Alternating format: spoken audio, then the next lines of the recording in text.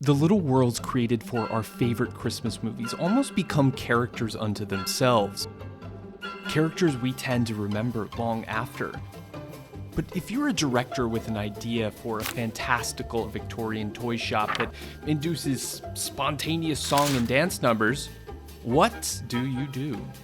Kind of stuff you see like in big movies I watched growing up, like the Star Wars kind of movies. Now it's like I'm shooting one. Turns out film directors are kind of like Santa. They recruit a bunch of very skilled elves who handle all of the details. Here's how a Christmas set gets made. Let us know your favorite in the comments.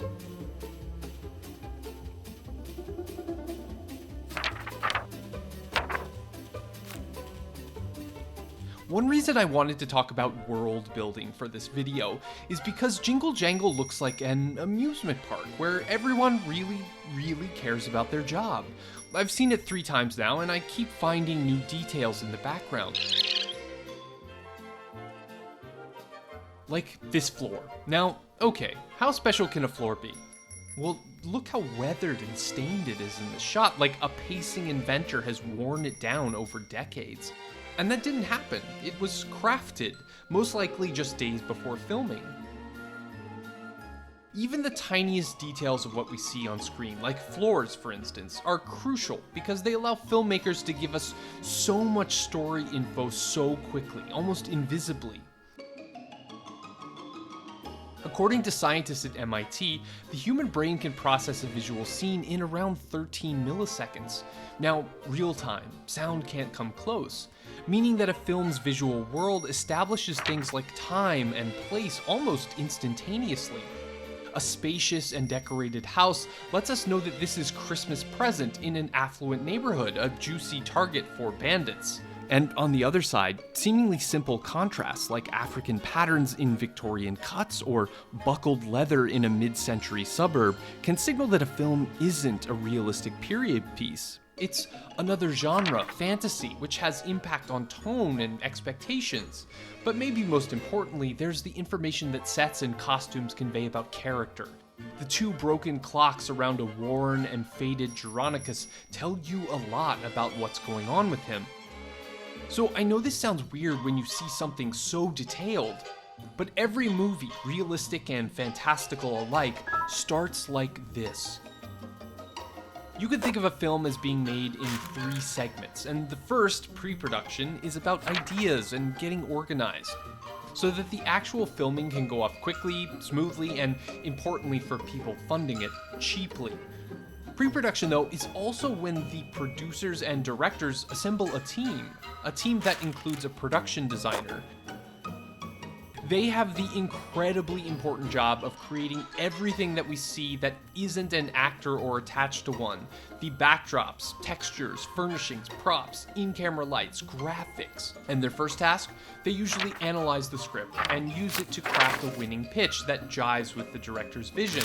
I grew up watching Chitty Chitty Bang Bang, that was my favorite, and Willy Wonka, and they all had, these factories. Yeah. So I said I wanted to create a character that had, his own. So Nailed it.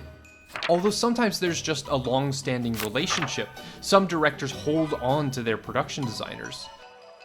If they get the gig, the production designer will set up an art department, the biggest group on set, sometimes 200 plus people strong, containing such varied jobs as legal clearance coordinator and weapons master. These are the elves in the director's workshop.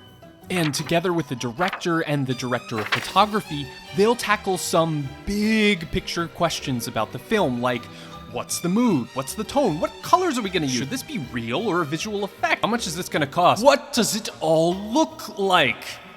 But there's also a lot of ground level work, starting with intensive research.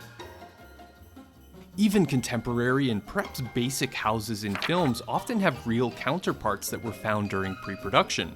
But when you're depicting different eras and cultures, there are more trips to libraries, more digging through archives, more fact-finding missions. To that base of knowledge, the production designer and art department then adds imagination. Creating sketches and even miniatures that show what each backdrop in the film should look like. So that's the what, but the production designer also helps determine the where. Their location scouts scour the globe for places that meet the director's vision. Filming on location can give you something authentic and magical, like this scene shot in the real village of Norwich. Plus, you don't have to build anything. But you never have total control of the site. There are lighting problems, mountains of permits, testy neighbors to buy off, and you can forget about blowing anything up. Deal breaker? So particularly elaborate sets might need to be built from scratch on a soundstage. It can be slower and more expensive, but you'll never find anything like Geronicus's workshop in the wild. And finally, there's how. The production designer hands over all their sketches to the architecturally inclined draftsmen of the art department, who turn them into bona fide construction diagrams. Because the elves don't just plan. There's a whole construction department waiting for the moment when plans are approved and sound stages rented. The crew is divided into a number of specialties based on the type of material that they work with, plus riggers who handle scaffolding and hanging stuff. But it's a bit misleading to think of them as straight up construction. There are sometimes multi-generational artisans who are more focused on building characters, like Journey's precocious little girl's room, rather than just building. Sure, what they make needs to safely support actors and crew, but it's meant to convince the viewer, not last forever. So in fact, the staple of set construction is the flat. It's a standardized piece of reinforced plywood that's propped up, painted, and plastered together, so besides being relatively inexpensive, sets are often modular. Here's some film terminology. You can wild away many set walls to allow access for big camera and lighting rigs. But you also get the sense when you talk to directors and crew that building a set is just kind of making it work. There's no manual for a temporary stained glass window. These were made with colored sheets of plastic with a light positioned behind them. And while construction teams are busy making things, set directors and prop masters are also busy getting things. Anyone who likes shopping should look into these careers because these people literally shop for months, sometimes at bizarre, fun-sounding prop houses like Harps Unlimited and Supply Sergeant. Of course, they're craftsmen too, fabricating pieces they can't find. Then dressing the set is the process of taking those furnishings, drapes, and artwork and arranging them in the built space. Of course, it takes precision because you not only have to think about what's appropriate for the story, you also have to think about where the camera and lights will be in relation to the character because otherwise it can get weird. The set dressers work their way down to the smallest additions. It's called layering or detailing, the things you don't notice that nevertheless fill the picture. A category that often includes graphics.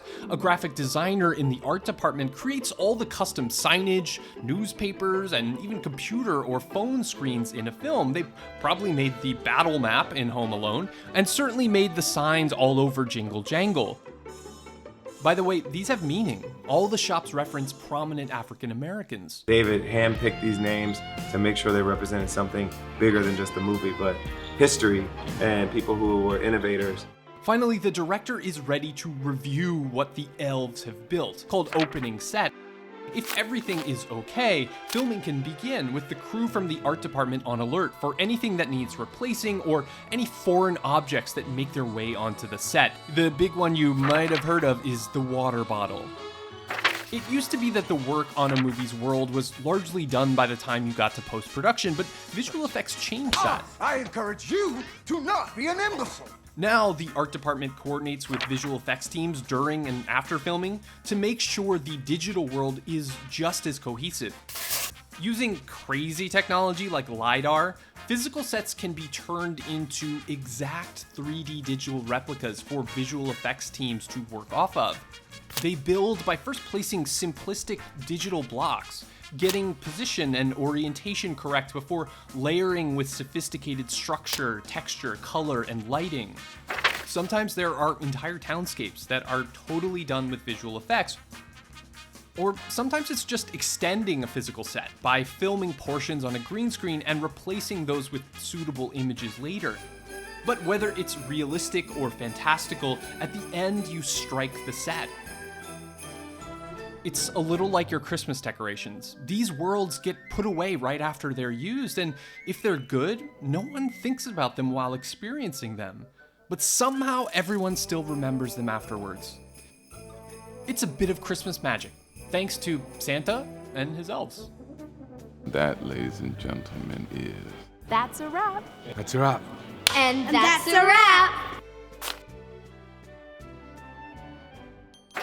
While there were art directors, the title of production designer was first given to William Cameron Menzies for his work on the flawed epic Gone with the Wind. Despite a long and influential career that brought him into weird sci-fi, I couldn't find a record of him working on a Christmas movie until, ta-da! I found this on an auction site. Turns out he had an uncredited role on another classic Christmas fantasy movie, It's a Wonderful Life. Merry Christmas, movie house!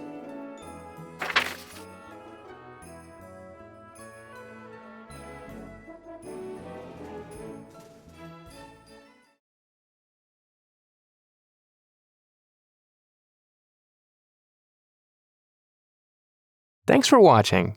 Subscribe to the Netflix Film Club channel to get our latest exclusive videos. Plus, hit the bell so you don't miss a single one.